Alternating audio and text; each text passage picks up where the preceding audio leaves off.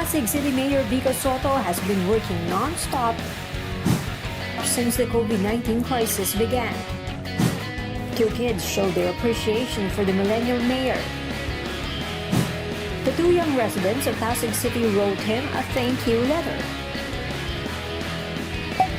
Zoe and Audrey also gave Sotto a unique token.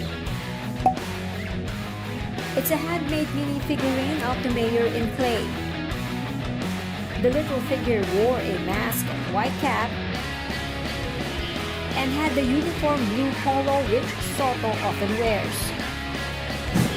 It also had a label, "We Here as One."